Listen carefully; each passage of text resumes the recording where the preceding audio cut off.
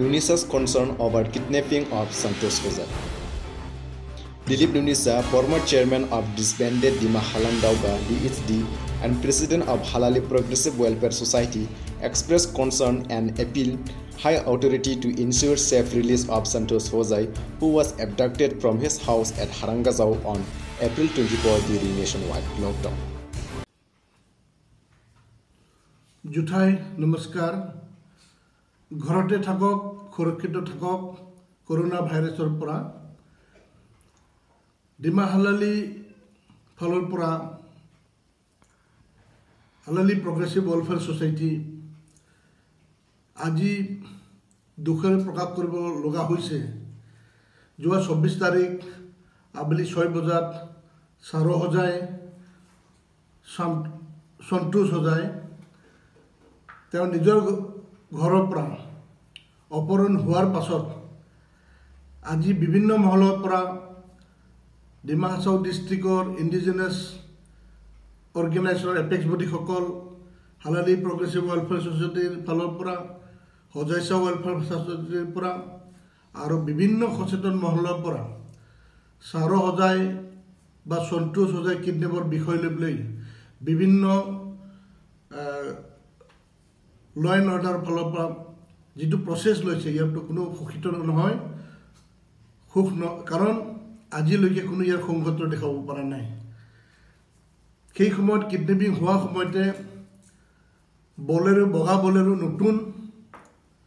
আৰু কিডনেপ হোৱাৰ আগতে হাৰাংগাজাও বজাৰত ৩-৪ জন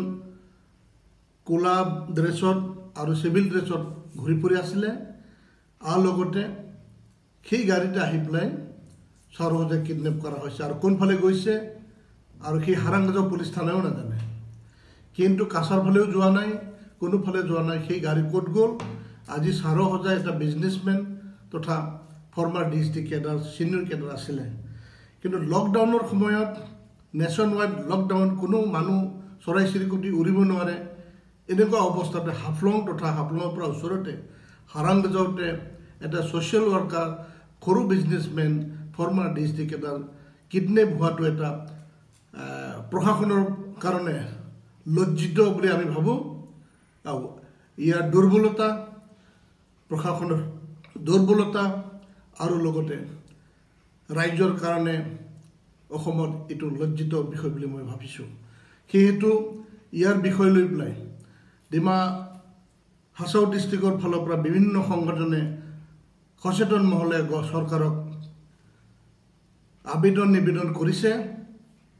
তথাপি অসম চৰকাৰৰ ফালৰ পৰা কি প্ৰচেছ লৈছে আমি ক'ব নোৱাৰোঁ আমাৰ ফালৰ পৰা হালালি প্ৰগ্ৰেছিভ ৱেলফেয়াৰ ছ'চাইটিৰ পৰা অসম চৰকাৰৰ ডিজিপি ভাস্কৰ জ্যোতি মহন্ত ডাঙৰীয়া জিপি সিং ডাঙৰীয়া ল এণ্ড অৰ্ডাৰ ডিজিপি এডিজি আৰু লগতে ভাৰতবৰ্ষৰ উত্তৰ পূবত মধ্যস্থকাৰী এবি মাথুৰ ডাঙৰীয়া লগতে হোম মিনিষ্ট্ৰী অফিচৰ আমি বিভিন্ন এজেঞ্চিৰ লগত কথা পাতিছোঁ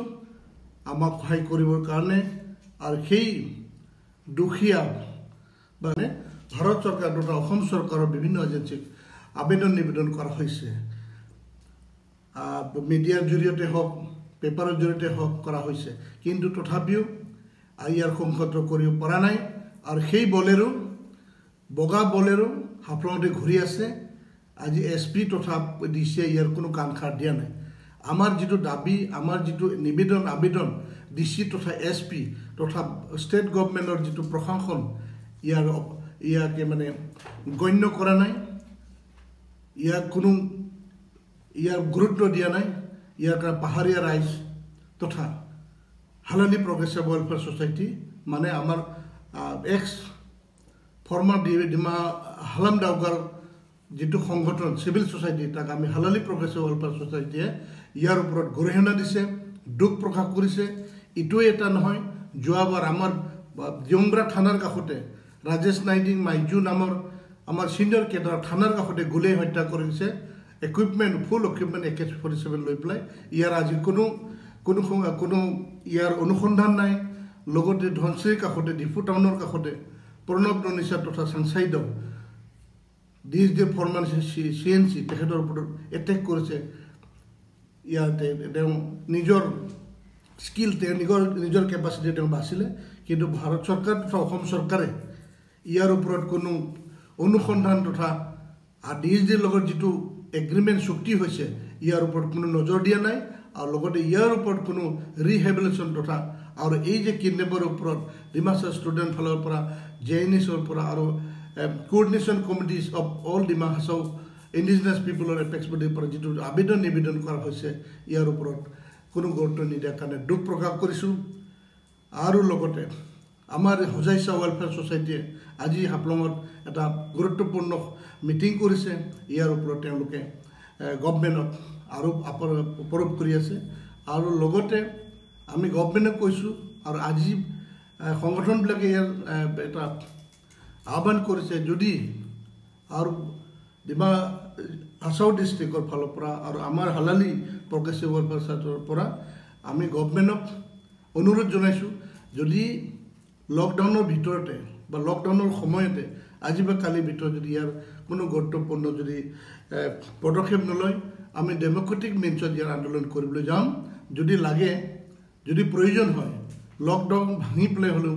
ৰাইজে ইয়াৰ মানে প্ৰতিবাদ কৰিবলৈ ওলাই আহিব বুলি আমি ইয়াৰ খবৰ পাইছোঁ আৰু আমাৰ সংগঠনৰ ফালৰ পৰা আমি এইটো পদক্ষেপ ল'ম বুলি আমি ভাবি আছোঁ নথৈ শেষত আমি ভাৰত চৰকাৰ তথা অসম চৰকাৰ যিবিলাক মেমৰেণ্ডাম অফ ছেটেলমেণ্টত স্বাক্ষৰিত হৈছে ভাৰত চৰকাৰ আৰু অসম চৰকাৰ আৰু লগতে অসম চৰকাৰৰ যি আমোলাসকল তেখেতসকলে ইয়াৰ গুৰুত্ব ল'বলৈও আমি আমাৰ ফালৰ পৰা আহ্বান কৰিছোঁ